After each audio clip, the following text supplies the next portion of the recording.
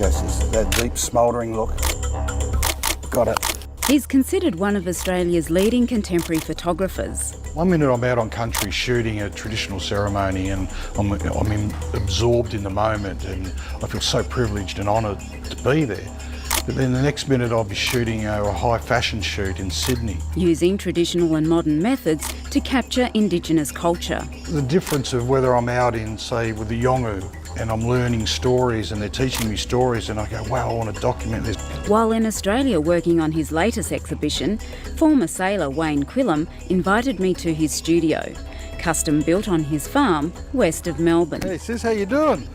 Hey, welcome to my studio. Yeah, good to see you. Yeah, you too. Come in and we'll get out of this cold and have a yarn. I hear that you introduce yourself as an Indigenous photographer. How important is it to you to identify as Aboriginal? Extremely important.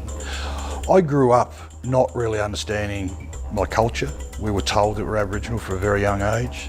But the award-winning photographer's identity has been questioned. I think there was also a number of different nationalities you had to tick, and I said to the guy, I said, oh yeah, I'm Aboriginal. That's what my mum and my nan have told us, and he told me, well no, you can't tick that box. He says, because you're not, you're too white. So how did the young sailor from Tasmania become one of this country's most sought-after photographers? I'd have to say it was taking every opportunity and following my dreams with an unadulterated passion, something that I still don't know what I want to be when I grow up. And I think that's the energy that I take into everything that I do. And you think of all these amazing things that have happened, but it's only through working with other people that have allowed me the opportunity to get where I am today. And he said, well, why don't you join the Navy? I went, oh, great idea. I'm a freshwater man from Tassie. The Navy sounds like the ideal fit. Joined the Navy, started travelling the world, and one night in Hong Kong, back in the old days of duty free, I got fascinated by a camera. And I bought this camera and woke up the next day and I thought, wow, what do I do with it? And then I started documenting my adventures from all over the world. And what do you say to those who do say that you are too white to be Indigenous? Have you been questioned about your Aboriginality? And I know that did happen when you were joining the Navy. They said, oh, he couldn't possibly be Aboriginal, he's too fair. Exactly right. I remember this tick box. Are you Aboriginal, Torres Strait Islander? I think there was also a number of different nationalities you had to tick. And I said to the guy, I said, oh yeah, I'm Aboriginal. That's what my mum and my nan have told us. And he told me, well no, you can't tick that box. He says, because you're not, you're too white. But this was back in the 70s, And I said, no, well I am ticking it, and I left it in there. I made sure it was ticked. Since then, yeah, there's been questions, but the funny thing is the questions generally come from black fellas, not from white fellas. We had a case not long ago that there's a young fella down, well, young, I use young as a loose term, is that he also wrote an article on me about, I may be a pretty good photographer, but I'm definitely not Aboriginal because I'm too light skinned. And initially, yeah, I won't say what I wanted to do.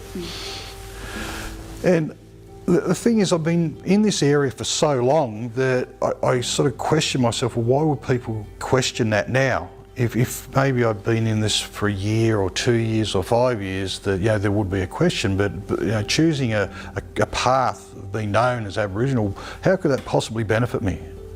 When in rights it should be detrimental to my career more than anything. I remember with my grandparents who lived in the bush.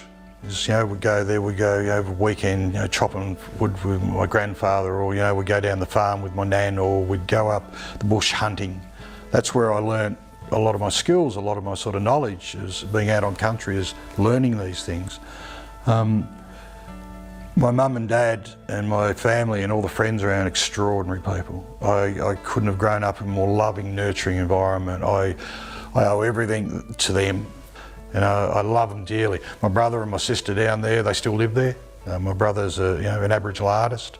He works up in, he's Mick Quilliam, he lives up in Bicheno on the east coast, and my sister's got a family down there, so they're, it was that idyllic growing up situation. I work with the Murrays and Noongars. I work with all these communities, and I get absorbed when I go out and realise that, unfortunately, I missed a lot of that when I was growing up, because in my community there's only really 2 Aboriginal families, and I went through a period where you wear the Aboriginal T-shirt and everything's the flag, and it was this thing of, well, I'm proud of who I am, but you had to project it to everybody. And then I found as I got older, I didn't really need to do it. Sit down with these old fellas in Central Desert, and this old man said, you just be who you are. And he said, you don't need to tell us that. And it changed. This was a while ago, this was 25 years ago. It changed the way I perceived who I was. But then it goes back to people find it important that you do identify who you are, and you do. I'm so proud to go out and say I am an Indigenous photographer. I don't call myself a black photographer. My skin colour is not black. I see myself as a First Nations person. I'm Indigenous to the country. I feel a connection to country, and if I can show people, in particular when we did this event at school a couple of weeks ago, is that I introduced myself as an Indigenous man. It changed people's perceptions. In particular when I go overseas, when I launch into as an Aboriginal photographer, it's the hook to get people to come in to observe our culture through my images. And I unashamedly do that to educate, because as you get older, and especially with kids, I feel I need to educate now, instead of grandstanding with all beautiful images. Calling yourself an Aboriginal photographer, do you find that could be pigeonholing you to one particular box? I mean, a lot of people would say calling yourself an Aboriginal journalist or Aboriginal lawyer, an Aboriginal whatever, is kind of stereotypical, and what do you think about that? Oh, without doubt. Yeah, 100%. I had to make this conscious decision years ago of which path I took. I sat there with my wife. It was my wife that helped me sort of decide. And she said, you've got to be who you are. And she said, drop all that. If being, work in Aboriginal affairs and be known as Aboriginal photographer makes you feel whole, do it. And I did. I just dropped all I said, it wasn't a facade. It was more, I didn't know what I wanted. So I just said, right, it's Wayne Quilliam Photography. I'm an Aboriginal photographer. This is what I do. Pigeonhole, boxed, don't really care. I just make my own way these days. And then if my work's not good enough, well, it's not good enough.